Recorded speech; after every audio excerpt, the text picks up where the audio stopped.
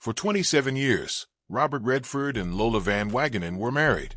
Not Hollywood married, actually married. She stood by him through the struggling years, through the fame, through a tragedy that would break most couples. But in 1985, after nearly 3 decades together, it ended. Not with scandal or tabloid drama, but with something quieter and maybe more painful. Years later, Redford finally admitted what went wrong. And the answer might surprise you.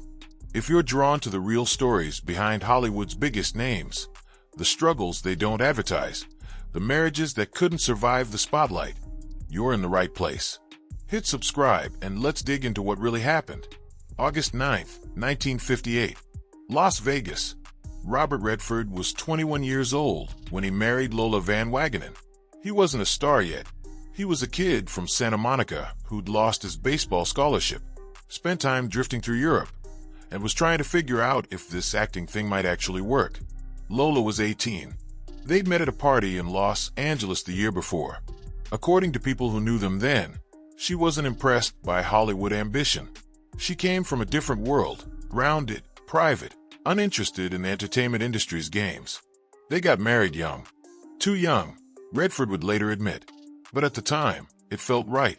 She believed in him when he had nothing to show for himself except determination and a dream that seemed impossible. The early years were lean. Redford scraped together TV roles, The Twilight Zone, Alfred Hitchcock presents, the usual circuit for unknown actors in New York. Lola worked to help support them. It was a partnership built on survival and hope. Then Broadway happened.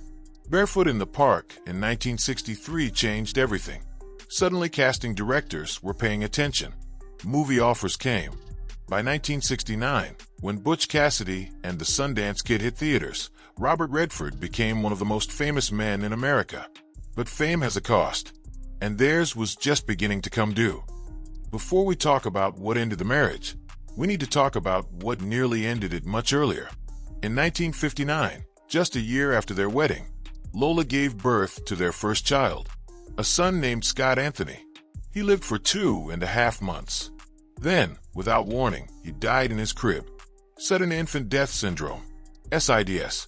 Years later, in interviews, Redford would describe that loss as something that carved a permanent scar. "We were very young," he told one reporter. "We didn't know anything about SIDS, so all you think is that you did something wrong. As a parent, you tend to blame yourself. That creates a scar that probably never completely heals." Lola reportedly struggled even more. Friends from that time say she withdrew for months, consumed by grief and guilt that wasn't hers to carry. Most marriages don't survive the death of a child. Statistics bear that out. But Robert and Lola did what many couples do. They tried to move forward. They had 3 more children: Shauna in 1960, James in 1962, and Amy in 1970. But according to sources close to the family, that early tragedy hung over everything. It changed them both. Some wounds don't heal. They just become part of who you are. By the 1970s, Redford wasn't just successful. He was massive. The Sting, The Way We Were, All the President's Men. Every film was an event. The money poured in. The offers never stopped. But success meant travel. Months on location. 12-hour days, 6 days a week.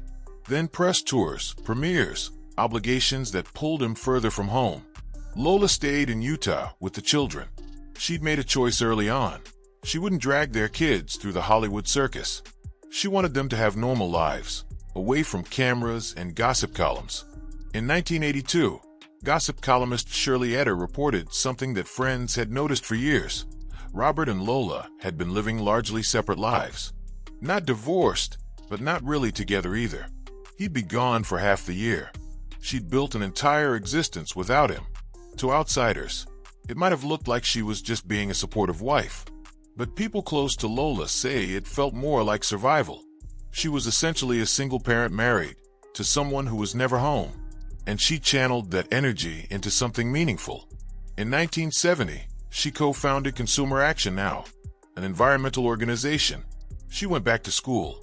Eventually, she'd earn a PhD in history and become a respected advocate for women's rights. She was building her own legacy. The question was whether there was still room in that life for a husband who was rarely present. Here's what Redford himself has said about those years. He struggled with emotional distance, not just physical absence. That was unavoidable given his career, but an inability to be truly present even when he was home. In a 2004 interview with The Guardian, when asked about the divorce, Redford was reluctant to elaborate. "I'd rather not do that," he said. "I don't think it's right, do you mind?" But he did offer this. He'd married at 21 to save his life. That's how he described it. Marriage as escape, as anchor, as something he needed in that moment. But needing someone and knowing how to be with them are different things. Friends say he loved his family, but didn't know how to balance that love with everything else pulling at him. The career, the causes, environmental activism, Native American rights, creating Sundance.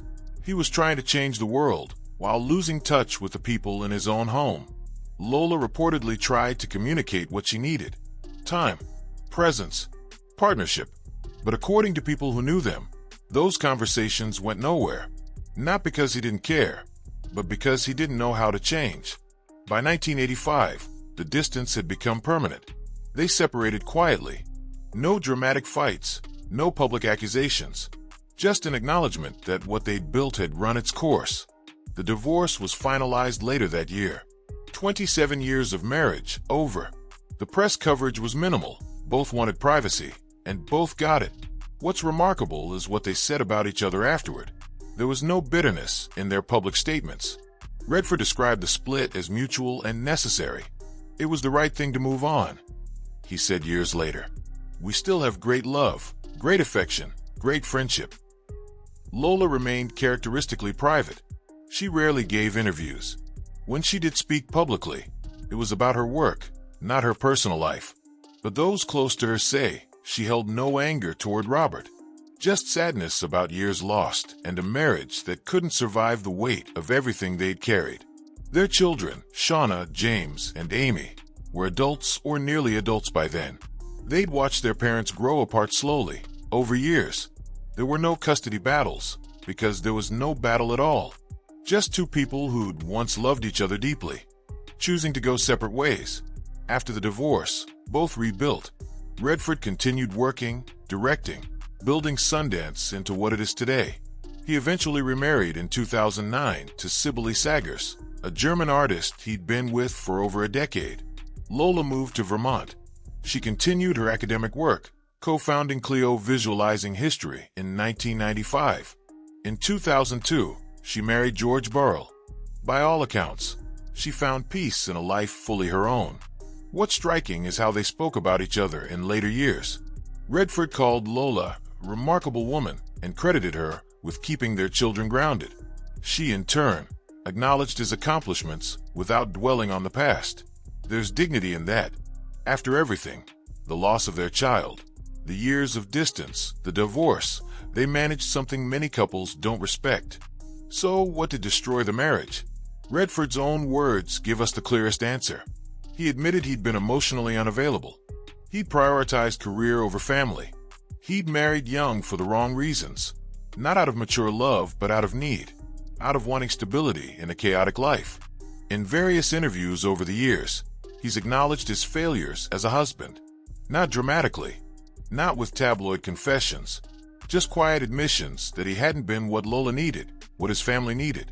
The tragedy of Scott's death hung over everything, creating a grief neither of them fully processed. The success that was supposed to make everything better only made it worse, pulling him away when what they needed was to be closer. And underneath it all, they were two people who'd married too young, who'd grown in different directions, who'd built separate lives under the same roof, until even the pretense of togetherness became impossible. There's no villain in this story. No betrayal, no scandal. Just two people who couldn't make it work despite loving each other, despite trying, despite 27 years of history. Sometimes that's how marriages end. Not with explosions, but with exhaustion. Robert Redford passed away in September 2025.